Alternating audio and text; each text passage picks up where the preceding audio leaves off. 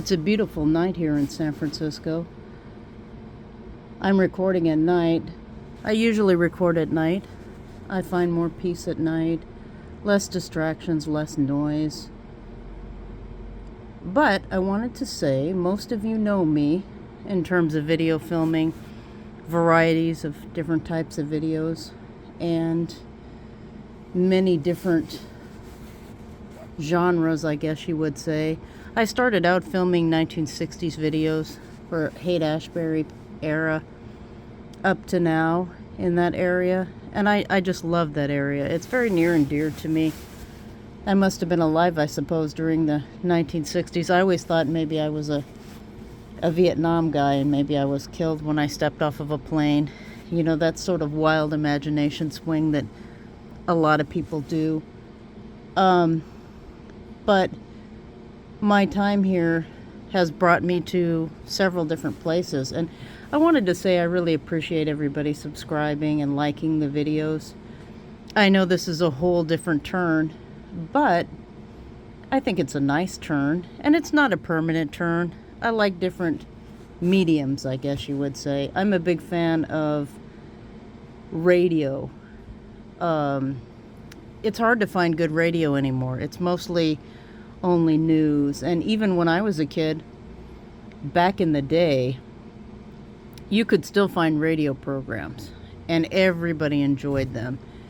And I guess I just never let that leave me. So I decided to kind of go that route myself, just to talk about interesting things.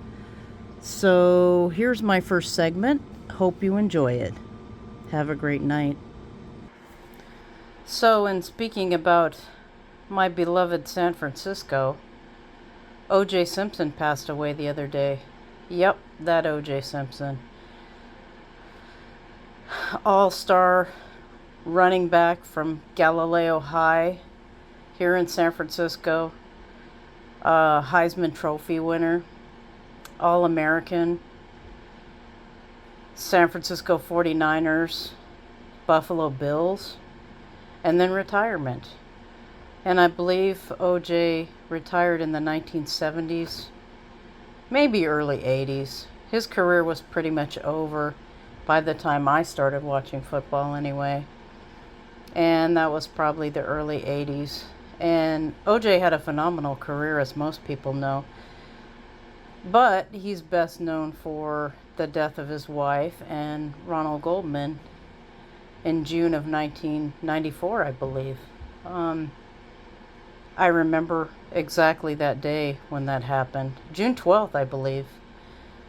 It was a pretty big shock, but most of us that followed O.J. throughout his career, we really admired him. We thought he was a big deal. He was a Heisman Trophy winner.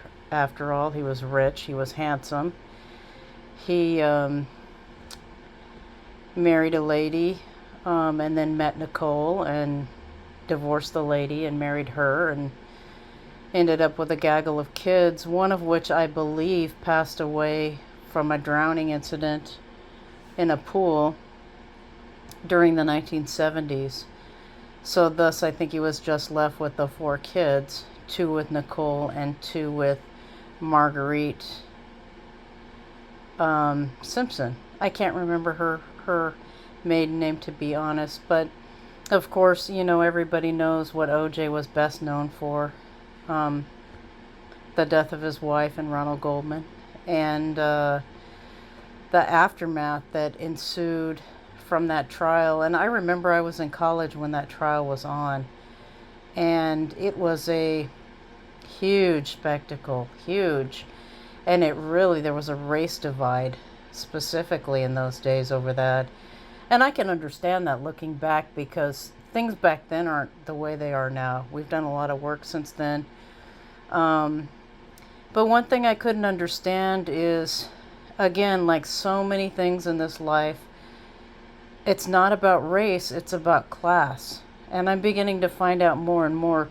O.J. Simpson would no more break bread with any person of color that was poor than he would someone who's rich. And that's kind of what it comes down to. he used, I think, I'm not going to say his race. I would say he used his stardom and his class and his ability to afford certain attorneys and so forth to give himself the upper hand against a very underfunded and incompetent, to some degree, parts, I would say, of the LAPD. And of course ended up getting off, like we all know. And then there's the, but before that there was the famous Bronco chase and all of that. But OJ's origins, he's from Potrero Hill here in the city, and like I said, he wasn't very well known, of course, until he hit the big time in college, really, and then the Niners and the Bills after that. And but to me, the bigger implication with OJ was, everybody admired and revered OJ, and then you would hear little things popping out about him being violent toward women and the abuse being just rampant. And you'd say, probably not. I don't know why that came out. And then you'd hear another thing throughout the years. And I heard this all through the 80s, and then it kind of blew wide open, I suppose, in about 1989. One of the Star, or one of those, which not everybody pays any attention to, but most of us had heard so many things throughout the years that when the Star magazine reported that he had beaten his wife Nicole severely several times, everybody was shocked. And because we would see him on the Hertz commercials by then, and his mother even on the Hertz commercials, and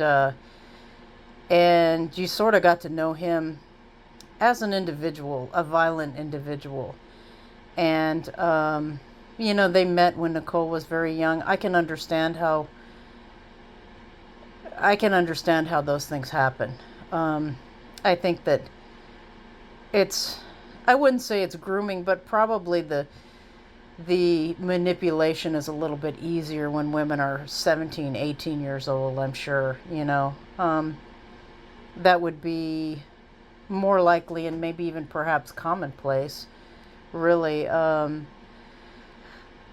But that being said, OJ went on after the murder of Ron and Nicole. And, you can look at this any way you want. You may still think that OJ didn't do it. And you could be right, for all I know. I studied that case very intensely, and I watched it back and forth when it was on the TV being televised. And it was a very interesting case. And I can't think of anything in history that was broadcast as much as that or as interesting as that.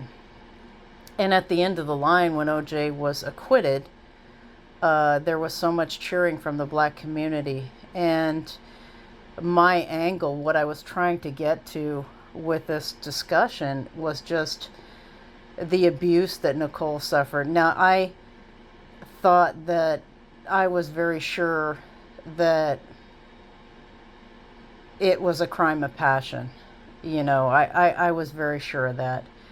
And I still stand by that today. And but even if it weren't that, what I was hoping that trial would do, for something good to come out of it, would be the recognition of women in very, very abusive relationships. Because to me, Nicole Brown was the face of rampant abuse toward women. And this was a larger, I think, thing at the time that really stayed with us, I think, up into probably the beginning of the woke movement, maybe about 10 years ago or so, when transgender and a lot of other things, and the Me Too movement, which got clobbered, but it was still meaningful in my opinion. The recognition of women as viable thinking individuals in some regard. But to me, the bigger thing should have been Nicole Brown Simpson just really being the face of domestic violence, that domestic violence can occur anywhere and happen to anyone. And she was just an example, a very public example of bad things that happen in every spectrum of money, wealth, color, anything you want to name, that abuse happens. And I was really hoping that would be the outcome of it. But it wasn't. It wasn't, sadly. Um, I think since then we've all done a lot to make life a lot better for women. And, obviously abuse still goes on. That's unquestionable. Um, and it goes on with men too. Let us not ignore that as well. Because men, they go through very horrible situations as well. Um, the key difference being women are encouraged to speak about that, I think, and men aren't. Men are discouraged from feeling like something is wrong and saying something's wrong and maybe not being perceived as being manly. And I understand that to some degree. I think it's important for a man to hold his place in the world in a positive way. And I can see how that would be a difficult situation to deal with. But Nicole, I think a lot of people still think about that murder that were alive during that time. It was more than sensational, really, And there was a million theories that came out. It was Brazilian necktie and Brazilian coke dealers, and they came out with a lot of stuff. And like I said earlier, I intensely studied that at the time, and I firmly believe that the evidence showed that O.J. Simpson did it. And then there was the whole situation of the civil suit with Ron Goldman, his parents, his sister, his mom, his dad, and I think his parents had been divorced for quite a while by then. And you gotta feel sorry for the kids, feel sorry for Nicole and Ron in the situation, and feel very sorry for the aftermath of the family members. And you could really see it on their faces, and it was a very sad scenario. But OJ went on to do whatever OJ did, which apparently was a lot of the same things that he did before: women, drugs, all this stuff. And he got arrested in Nevada for something to do with a heist of memorabilia or something, and they came down hard on him, and he went to jail over it. And I think he was in jail for 4 or 5 years. And I always heard stories about him getting special treatment, and I don't doubt that, because after all, he's still a millionaire. He's still O.J. Simpson. And then I didn't hear much about him. I would see him in the news every now and then I heard he had cancer, and then he passed away. Just a couple days ago now. So, yeah, it's kind of the closing of a chapter in a way. I feel sorry for the kids still, though. Growing up without their mother is just, I'm sure, devastating.